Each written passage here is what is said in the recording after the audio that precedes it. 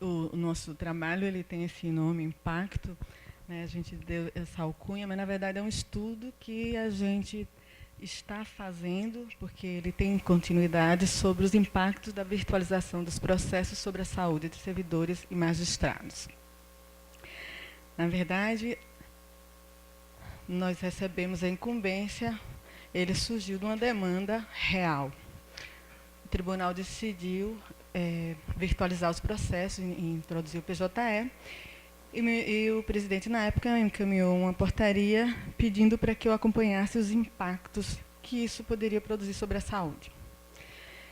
E é como a maioria das coisas que acontecem no serviço público, a gente precisa aprender a trocar a roda com o carro em movimento. Então, a gente foi buscar fundamentação teórica, né? Isso era o nosso passado, mas que ainda em algumas várias, tanto lá no tribunal como em muitos tribunais de vocês, ainda é presente. Essa paisagem poluída por pilhas e pilhas de processos, ela foi substituída e está sendo substituída por uma imagem mais saneada, bonita, mas esses processos eles não sumiram, né? De certa forma, eles ficaram embaixo do tapete porque eles assombram muito mais do que aquela pilha que chamava atenção e incomodava bastante. Mas isso é uma realidade nova. E a gente pode responder essa pergunta com tranquilidade e categoricamente. O que é melhor? O novo? O antigo? Eu sempre costumo dizer que não existe bônus sem ônus. Para tudo que é bom, existe algo de ruim junto. E a gente precisa definir qual o ponto de vista, para a gente definir o que realmente veio de vantagem e o que veio como prejuízo. Obviamente, o PJE veio para ficar, não é uma ferramenta, é uma mudança da forma de trabalho da gente, do judiciário. Trouxe muitas coisas boas, mas trouxe coisas preocupantes e a gente vai precisar lidar e gerenciar isso. E o projeto Impacto é exatamente para tentar equalizar isso. Na verdade, antes mesmo da gente tentar equalizar isso, a gente precisa fazer o diagnóstico. E quando a gente está diante de uma nova realidade, a gente não sabe o que vai encontrar, a gente não tem como saber o que é que está à frente, a gente corre o risco de não saber fazer o diagnóstico mesmo estando diante dele, porque a gente não sabe o que está buscando. Os impactos sobre a saúde, a gente apenas desconfia. Eu sempre procuro pontuar a importância dos trabalhos que eu encontrei na literatura, muito pouca informação, e a gente precisou partir do zero, mas assim, a 12ª tem um trabalho muito interessante, e o Sindicato do Judiciário do Rio Grande do Sul também. Foram as principais fontes que eu consegui encontrar, porque as fontes que falam sobre o que existe de impactos, o que se estuda sobre essa questão, elas são raras, poucas e são limitadas, porque realmente é uma realidade nova. E está mais limitada à área pública, então a gente não tem a cultura de pesquisar, de estudar essas questões de saúde. Então, diante do que eu fui buscar, eu encontrei nessas fontes e eu imaginei que a gente iria encontrar problemas nessas 3 áreas.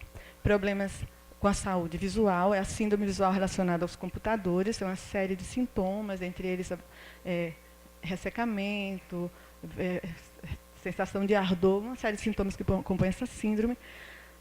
O estresse e as questões psicológicas e psiquiátricas relacionadas ao isolamento, à pressão, ao tempo real, da chegada do trabalho que chega ao ponto real, e as doenças musculares por conta da demanda do computador.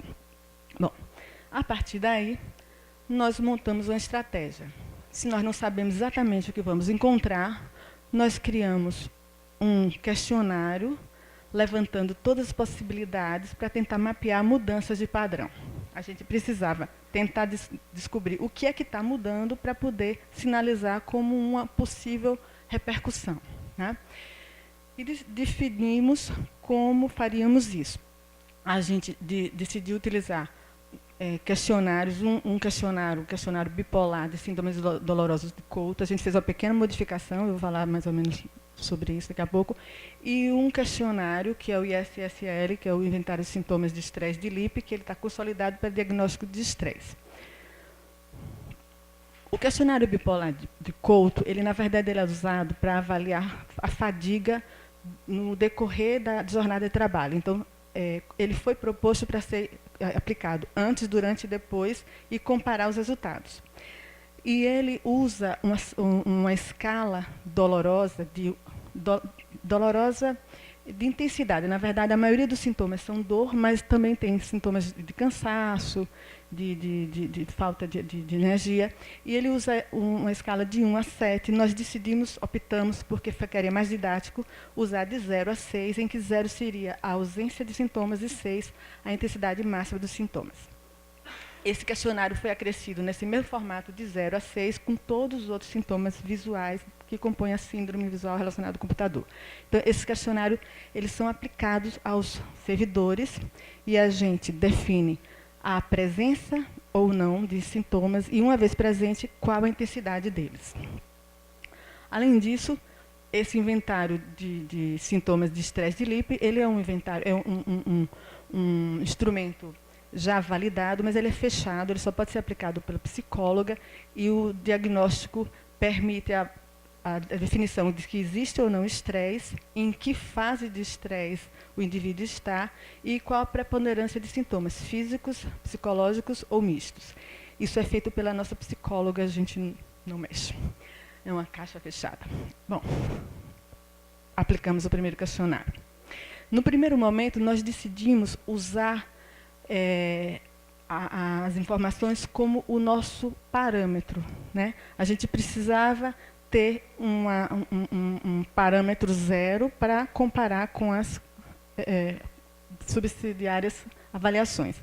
Então, aplicamos esses questionários aos servidores. Definimos como o nosso público-alvo os servidores das varas, nas varas em que estavam sendo implantadas o PJE. Então, esse foi aplicado imediatamente antes do início da implantação do PJE. 147 indivíduos responderam.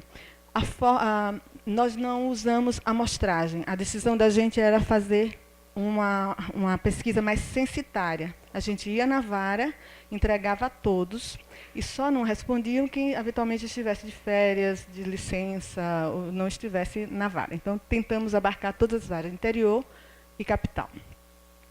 Como resultado, surpreendentemente, nós percebemos, aqui está por ordem de maior para o menor, que havia um número significativo, elevado, de sintomas visuais, o que nos fez perceber que havia um subdiagnóstico da síndrome visual relacionada ao computador. Nós não tínhamos a menor ideia, as demandas espontâneas não chegavam ao setor médico, eu sou médica da instituição, possivelmente ou porque as pessoas não percebiam, ou porque as pessoas levavam essa demanda diretamente para o especialista, e nós não temos oftalmologista na casa. Então, esse resultado aqui é o resultado bruto, a gente está falando de percentual de indivíduos que declararam ter esses sintomas, ou seja, quem marcou de 1 a 6. Vejam que a queixa de cansaço é muito alta, então está ganhando cansaço visual, dor, músculo, pescoço e ombro e região lombar, os 4 primeiros. Mas nós levantamos também a média da gradação. Quando a gente colocou de 1 a gradação, 0 é ausência, dos que informavam que tinham sintomas, de 0 a 6, a gente encontrou como a média de gradação. Então, ainda os mesmos sintomas que eram os mais prevalentes em termos de percentual, eles também eram os mais importantes em termos de gradação do grau dos sintomas. Pois bem, esses dados são brutos, a gente vai conversar sobre eles daqui a pouco. Segundo questionário. O segundo questionário foi aplicado cerca de 1 ano depois da implantação do PJE. Esse segundo questionário já iria me dar uma ideia do que aconteceu com os indivíduos expostos a essa nova forma de trabalho. Foram 118 que responderam nesse segundo questionário. Os 4 primeiros colocados: cansaço visual, cansaço, dor nos músculos, pescoço e ombro, região lombar. Os menos cotados é dor nos pés, dor nas coxas, embora dor nas coxas tenha dado um pulo aí em relação ao anterior. Em termos de gradação de sintomas, mais ou menos a mesma coisa, mas o cansaço visual também subiu para primeiro lugar, ficando em segundo dor nos músculos do pescoço e ombro, e cansaço e região lombar. Comparando resultados, a gente está falando de resultados brutos ainda, sem falar sobre o teste estatístico.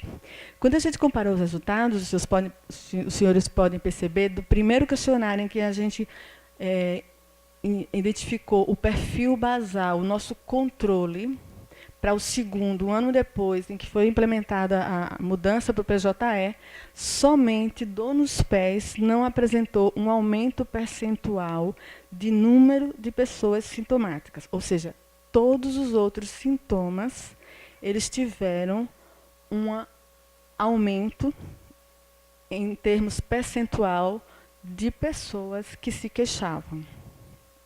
Isso é um dado que chama bastante atenção, né? E quando a gente, isso aqui, para ilustrar e ficar bonitinho, esse aqui são as diferenças, eu só plotei as diferenças. Tem aqui um ponto fora da curva, que é o dor nas coxas, depois eu faço um comentário sobre ele, que parece que foi o que aumentou mais em relação aos demais. Mas eu vejo que todos, exceto dor nos pés, todos tiveram uma diferença positiva, não foi zero, de um momento para o outro. Quando a gente comparou o score médio, ou seja, a gradação que o indivíduo dava do ponto de vista subjetivo da dor, do sintoma dele, a gente percebe também que em todos os sintomas houve um aumento. Para quem tinha sintomas, ou seja, para quem relatou que tinha sintomas, o grau dos sintomas, a intensidade que ele entendia como seus sintomas, aumentou em todos os casos, exceto para a dor nos pés. Em resumo, o indivíduo que começou a trabalhar com PJE, ele não só aumentou, nós tivemos um aumento do número de indivíduos com sintomas e tivemos um aumento do grau de queixa deles, de intensidade. Aqui, para ilustrar e enganar vocês com esses gráficos bonitinhos, diz mais ou menos as diferenças. Bom, com esses dados em mãos, nós decidimos intervir. Então, as primeiras intervenções, nós fizemos uma blitz, né? As práticas que se repetem aqui, que quase todos nós fazemos, essa foi bem focada. Nós fomos em cada vara do trabalho do interior, da capital, fizemos alguma intervenção ergonômica. Que tipo? Uma explanação muito breve, tabela. O que é de risco, o que é ideal para a situação de músculo, de posição do olhar, pescoço, braço. Em cada uma das situações críticas, a gente disse o que é risco, qual é a posição ideal. Depois de ter feito essa preleção breve, nós pedimos para que os servidores sentassem em seus postos de trabalho, se posicione e fomos em cada posto. Como é que você senta? Não, isso aqui está errado e corrigimos. Altura de cadeira, posição de monitor, enfim. Fizemos esse trabalho em todas as varas, com todos os servidores que estavam presentes nos dias em que nós fomos. Essa foi Aumentamos o número de dias da ginástica laboral. Eram 2, passamos para 3 dias. Fizemos aquisição e distribuição de materiais ergonômicos, alguns deles com recursos do programa Trabalho Seguro. Aqueles materiais que já conhecidos, né? Apoio de punho, de pés. Bem, definimos apostar numa inovação que era propor o uso do colírio como novo EPI. Por que o colírio como novo EPI? A síndrome visual relacionada ao computador, que nós percebemos que ela já existia antes mesmo do PJE e que se intensificou e piorou com o PJE, ela tem causas, ela tem explicações, não diria causas, porque na verdade não tem isso muito claro, mas assim, as explicações que permitem entender a síndrome passam por vários motivos. Mas o principal dele, que se consegue comprovar cientificamente, a 12ª, se não me engano, tem um trabalho desse, e tem outros na literatura que mostram que existe uma redução do número de piscadas. Então, se você pega um indivíduo que está diante do computador e filma, e você conta o número de piscadas dele, trabalhos com informações divergentes, mas chega a 60% a redução do número de piscadas. E o piscar é o que permite manter o filme lacrimal, ou seja, a lubrificação do olho. Então, se você tem a redução do número de piscadas, você resseca o olho. Esse é um dos motivos para a síndrome. Mas existem outros, o próprio computador, a própria taxa de refresh, a taxa que ele pisca, o calor irradiado, enfim. Mas como a gente tem comprovação e sabe que a lubrificação do olho pode prevenir, pode atenuar essa síndrome, nós decidimos que o uso de um colírio lubrificante tipo lágrima artificial deveria ser indicado como um EPI para quem está exposto a essa síndrome. E nós, por enquanto, estamos mantendo essa decisão. Intensificamos ou retomamos a campanha das pausas. A campanha das pausas é uma campanha muito antiga, tem mais de 10 anos, quando começamos trabalhos ergonômicos. Foi instituída uma portaria falando sobre cada 50 minutos de trabalho, 10 minutos de pausa. Então, nós fizemos cartazes distribuídos pelo tribunal inteiro, pedindo para que fizesse uma pausa, aquela pausa que não é uma pausa da parada, é uma pausa ativa, né? Foram feitas intervenções psicológicas, enfim, e coletamos novos dados. Ou seja, um ano depois dessas intervenções que nós fizemos, nós fomos checar o que é que aconteceu com esses indivíduos. 116 pessoas dessa vez. Os resultados... bom, eu vou passar, porque já só tenho 3 minutos, vou direto na comparação, para a gente poder... Bom, teve uma inovação nesse questionário, pois já que nós intervimos, nós queríamos saber, para depois fazer o cruzamento, se essa intervenção estava sendo levada em conta. Então, nós oferecemos colírio, mas sim, quantas pessoas estão usando colírio? Então, fizemos uma pergunta. Você está usando colírio? Sim, não? E quantas vezes por semana você está usando colírio? Eu resumi só trazendo quem usa e quem não. Eu não destrinchei pelo número para... acho que mais simples. Então, nós percebemos que, apesar de nós estarmos oferecendo colírio, apenas 58% das pessoas que receberam colírio, de fato, estão usando. Tá? Bom, fizemos a implementação de mudanças ergonômicas. Mas, assim, quem realmente está mantendo essa implementação, levou isso em consideração? Esse já é um número mais interessante. 72, em média, de pessoas realmente implementaram as mudanças que nós propusemos nas nossas caminhadas pelas varas. E as pausas? O que está fazendo pausa? Fizemos uma outra pergunta. Você faz pausa? Sim, não? Quantas vezes, com que frequência realiza as pausas? Aqui eu só coloquei o sim ou não, e percebam que um pouco mais da metade realizam de fato, os outros, por motivos vários, não realizam as pausas. Com base nisso, nós vamos comparar os resultados. Esses são dados brutos, não estão feita a análise estatística, mas percebam que o que está marcado em amarelo são os sintomas em que houve uma redução percentual do número de pessoas que se queixavam dos sintomas. Ou seja, apenas cansaço visual, dor no músculo do pescoço e ombro, ressecamento dos olhos, sensação de nervoso, dor nos olhos, nos pés, não reduziram em relação ao momento que nós fizemos a intervenção. Então, aparentemente, houve uma redução. Aqui, o comparativo do percentual, o vermelhinho, o primeiro questionário, o amarelo subiu, que no segundo questionário, quando implantamos o PJE, e o branco, uma redução, em alguns casos, chegando à situação inicial, que é a vermelha, que foi depois da implementação das nossas intervenções.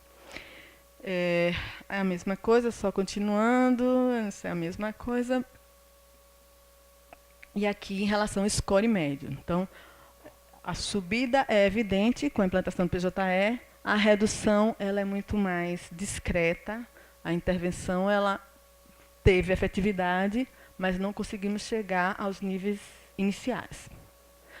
E o estresse, eu falei que tinha um questionário de estresse, né? Pois é.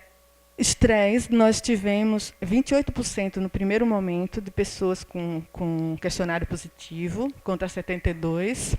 No segundo momento, esse valor subiu para 36%. Ali tem um erro que eu só percebi depois, desculpem. No terceiro momento, ali não é 36%, é 29% contra 70%. Houve uma redução que chegou mais ou menos nos níveis anteriores. Em relação às fases, acho que isso interessa menos para os senhores, mas assim, está vendo negativo 70 no terceiro questionário, ali uma falha. O que chama atenção, e é muito interessante, de estresse, é essa tabela aqui. E que no primeiro momento, que as pessoas trabalham com processo físico, e elas carregam, elas têm uma preponderância de sintomas físicos. Das pessoas que tiveram o teste positivo para o estresse, 59% eram com preponderância de sintomas físicos. No segundo momento, houve uma inversão disso, ou seja, o PJE trouxe a questão psíquica emergente. Então, as pessoas que tiveram o questionário positivo para o estresse, elas preponderantemente com sintomas psíquicos. Isso diz a mesma coisa, e nós temos que parear os dados. E aí a nossa limitação também de tempo? Tá, vou resumir. Na verdade, eu só queria passar para vocês a limitação que é dos testes estatísticos, que nós estamos trabalhando com dados que são categóricos, não são numéricos de fato, e que são pessoas que são avaliadas no primeiro momento e no segundo momento. Então, eu preciso parear. Então, às vezes, eu tenho no primeiro questionário pessoas diferentes do segundo questionário. E, quando eu vou parear os dados, eu vou ter que desconsiderar aquele que não está nos dois momentos, porque eu não teria como comparar. E, quando eu faço isso, eu reduzo a minha amostra, e, algumas vezes, o teste estatístico não mostra significância do ponto de vista estatística, porque a redução da amostra ela limita essa possibilidade. Mas isso, enfim, acho que tem menos. Eu acho que eu estou terminando. Então, o que a gente tem pela frente? Bom, o projeto, a ideia da gente é que ele deixa de ser projeto, vai entrar como um processo. Nós vamos deixar de fazer esse tipo de intervenção de ir em vara para poder fazer esse levantamento do questionário, e nós estamos introduzindo o questionário como parte do nosso exame periódico. E isso vai permitir que a gente acompanhe isso ano ou bianualmente, dependendo da idade do indivíduo. As medidas que nós aferimos, elas devem fazer parte, compor do indicador de qualidade de vida. Não sei se os senhores perceberam, qualidade de vida, o indicador proposto é o IGOV. E se vocês forem olhar a composição do IGOV, é uma coisa realmente muito complicada, tem vários itens, mas praticamente não tem item que tenha a ver com qualidade de vida. Não existe, de fato, um indicador que tenha sido recomendado pelo CNJ que meça a qualidade de vida. E nós decidimos criar um indicador próprio. Mas essa é outra história, é um projeto que a gente deve levar mais adiante. Mas o fato é que nós criamos o nosso, estamos trabalhando nisso, e a gente deu o nome de Equali, né, só para poder, inspirado no IGOV, Equali 20, que é local, mas a gente tem a intenção de levar adiante para talvez ser encampado de uma maneira nacional. Estamos trabalhando, mas esses questionários, essas variações, eles devem entrar no indicador de qualidade de vida, porque isso pesa no conceito de qualidade de vida. Os colírios lubrificantes, por hora, nós não encontramos, e até encontrarmos motivo para voltarmos atrás, retroagirmos na proposta de mantê-los como um EPI. Eles continuam, tá? A gente continua distribuindo. E os resultados que nós encontramos, é claro, eles justificam, né, ações no sentido de tratar, ou, antes disso, prevenir os riscos que nós estamos detectando. É isso. Aqui são os dados. Eu, Márcia, Tatiana é a psicóloga que trabalha conosco na parte, especificamente na área de estresse e de acompanhamento dos indivíduos que estão com os testes positivos. E muito obrigada. Desculpa o tempo. Muito obrigada, senhora. O tempo realmente está curtinho, está esgotado. Já tem os 25 minutos. Eu imagino que os senhores tenham perguntas. Tem, né? Tem algumas. Como temos só mais uma apresentação, vou pedir a ajuda ali da nossa coordenação. Podemos fazer algumas perguntas? Então, pronto.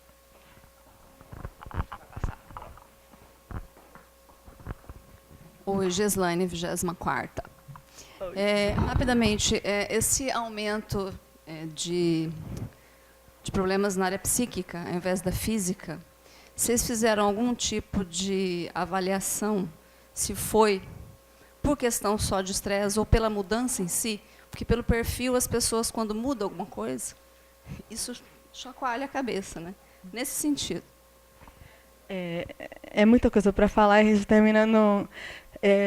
a Tatiana está trabalhando com um programa que é relacionado à mudança, né, a cultura da mudança. Então, em todas as varas, antes da implantação do PJE, ela foi fazer algumas dinâmicas, colocando o espaço para o servidor se posicionar. E, de fato, a mudança é um fator que prepondera. Mas a gente sabe também, e da literatura, esse é um dado que nos vem, que a forma de trabalho para o PJE, ele muda a cultura, ele muda o processo de trabalho. Não é só um instrumento, é um processo de trabalho que mudou. E o indivíduo do PJE, que trabalha no PJE, ele se isola, ele tem menos interação, ele não levanta para buscar o processo, que era uma coisa que era uma queixa, que, na verdade, eu recebia como uma queixa, mas no meu íntimo eu dizia assim, isso é uma proteção, porque você muda o seu ritmo. Quando você torna complexo o seu ritmo, o seu ciclo de trabalho, você se protege de lesões, né, psíquicas, de lesões físicas, porque você usa outros grupamentos musculares. E o PJE, ele limita o indivíduo, ele fica na sua mesa e se isola, né, ele tem menos contato, ele não tem limite de tempo, aquele tempo de respirar, você manda o processo e aí vai dar tempo, quando ele voltar, você resolve, ele volta automaticamente, ele pode estar no domingo e a caixa encher. Então, todos esses fatores, eles pesam muito. É claro que a mudança também.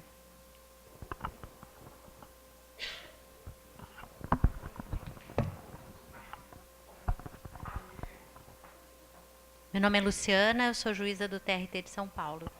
E eu queria perguntar uma coisa sobre a alienação. Ainda em São Paulo ainda não está implantado o PJE na capital, então eu ainda não estou trabalhando com o PJE na fase de conhecimento, só um pouco na execução.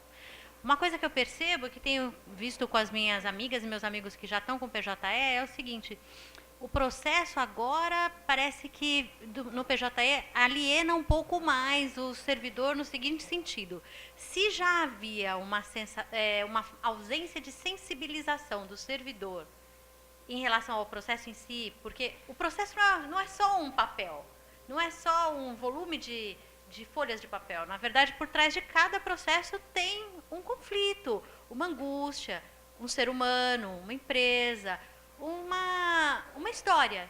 E o PJE, principalmente porque ele tira o advogado do balcão, ele tira ninguém vai mais lá, nada disso. O único momento em que as pessoas aparecem é só na audiência. E a audiência desaparece, então, para o juiz e para o secretário de audiência. Então, não tem mais a presença física da parte. Não serve, não acabou virando mais um instrumento de alienação do servidor em relação ao contato com o sofrimento do processo?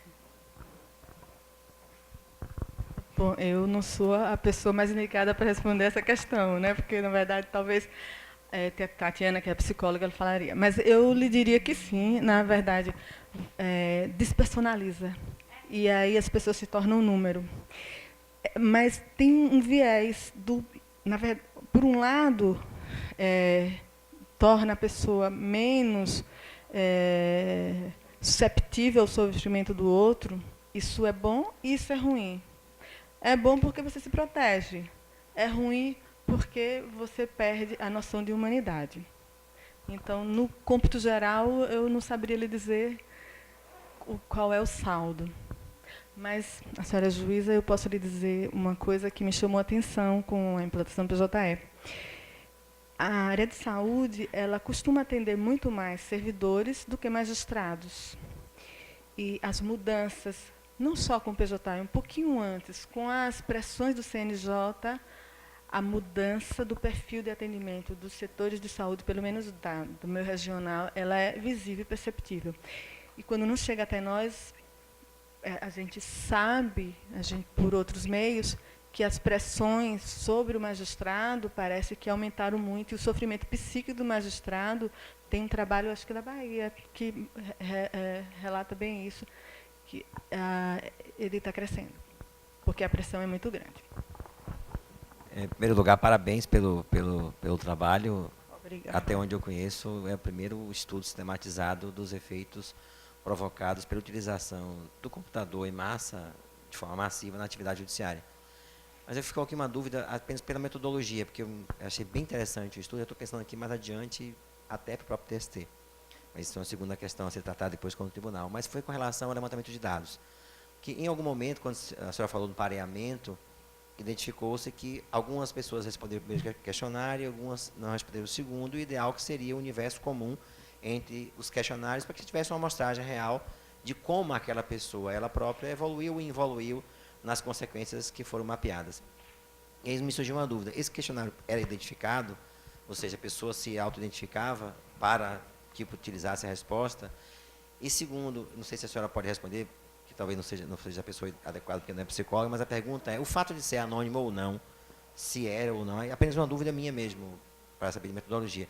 Isto tornaria mais fidedigna a resposta, ou seja, se eu me identificasse nesse questionário, a tendência é que eu faça uma autoavaliação mais fiel do que aquele questionário que eu não me identifiquei, já que eu não sei se foi identificado ou não, e como foi feito, se foi esse pareamento, para eu saber exatamente o universo que preencheu os 3 questionários, se eu tivesse uma amostra tão real quanto possível. E parabéns, muito interessante o estudo. Gostei bastante. Obrigada.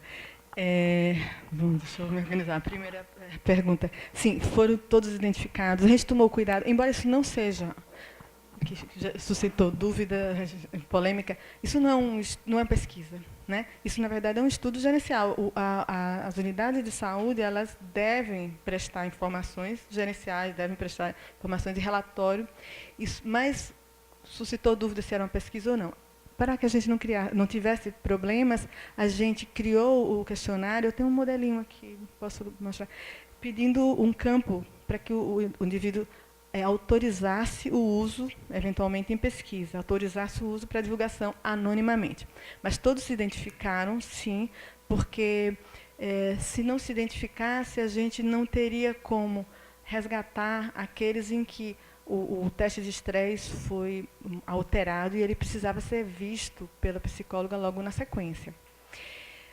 Os questionários sobre sintomas dolorosos, sobre sensação de cansaço e sintomas visuais, eles não sofreriam viés se o indivíduo se identifica ou se não se identifica, porque eles não colocam questões íntimas. Ele coloca questões que as pessoas não têm dificuldade de falar. O teste de estresse talvez possa ter algum tipo de viés com ou não a identificação, porque aí as questões são um pouco mais íntimas, são questões que requerem sigilo. E daí a necessidade da relação boa, médico-paciente, psicólogo-paciente, relação de confiança. Pareamento, na verdade, é uma técnica estatística, porque eu gosto um pouco dessa área e eu sou graduanda de estatística, então eu brinco um pouquinho com essa coisa de número. Então, o pareamento é quando a gente tem dependência. Assim, se eu posso comparar populações diferentes que são completamente independentes. Nesse caso, eu não preciso parear. Eu comparo com... Mas se eu estou usando o mesmo indivíduo no momento primeiro e no momento segundo, eu preciso parear. E aí eu vou, na verdade, o que vai ser testado estatisticamente é a diferença de um valor para o outro. Quando eu não parei, eu não uso a diferença. É uma outra forma de avaliar.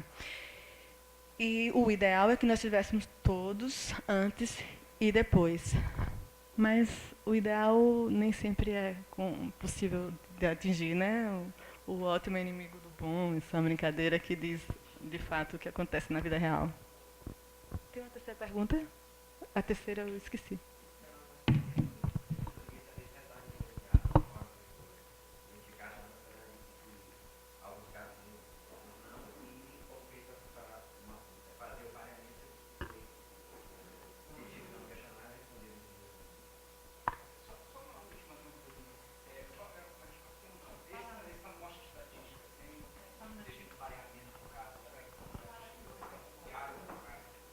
Confiável estatisticamente esse número que você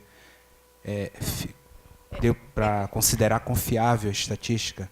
dessa forma que foi levantada? Entre a primeira e a segunda avaliação, eu já rodei os testes estatísticos, são testes não paramétricos, porque, enfim.